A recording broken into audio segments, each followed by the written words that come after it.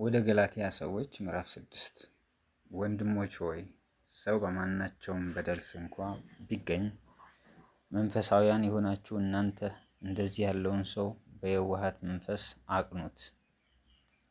አንተ ደግሞ እንዳትፈተን ራስህን ጠብቅ።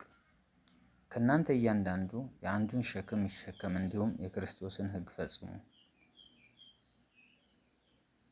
አንዱ ምንም ሳይሆን ምንም የሆነ ቢመስለው ራሱን ያታልላልና።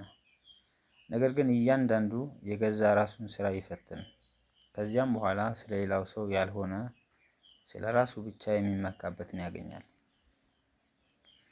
እያንዳንዱ የገዛ ራሱን ሸክም ሊሸከም ነውና። ነገር ግን ቃሉን የሚማር ከሚያስተምረው ጋር መልካምን ነገር ሁሉ ይከፋፈል። አትሳቱ፣ እግዚአብሔር አይዘበትበትም። ሰው የሚዘራውን ሁሉ ያንን ደግሞ ያጭዳልና። በገዛ ሥጋው የሚዘራ ከሥጋ መበስበስን ያጭዳልና፣ በመንፈስ ግን የሚዘራው ከመንፈስ የዘላለምን ሕይወት ያጭዳል። ባንዝልም በጊዜው እናጭዳለንና መልካም ሥራን ለመስራት አንታክት። እንግዲያስ ጊዜ ካገኘን ዘንድ ለሰው ሁሉ ይልቁንም ለሃይማኖት ቤተሰቦች መልካም እናድርግ። እንዴት ባሉ ታላላቆች ፊደላት በእጄ እንደጻፉላችሁ እዩ።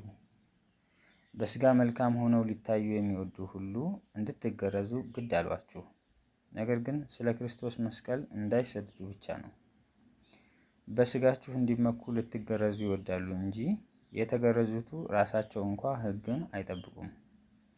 ነገር ግን ዓለም ለእኔ የተሰቀለበት እኔም ለዓለም የተሰቀልሁበት ከጌታችን ከኢየሱስ ክርስቶስ መስቀል በቀር ሌላ ትምክህት ከእኔ ይራቅ።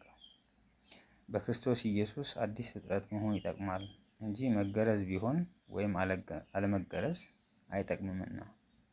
በዚህም ሥርዓት በሚመላለሱ ሁሉ ላይ በእግዚአብሔር እስራኤልም ላይ ሰላምና ምሕረት ይሁን።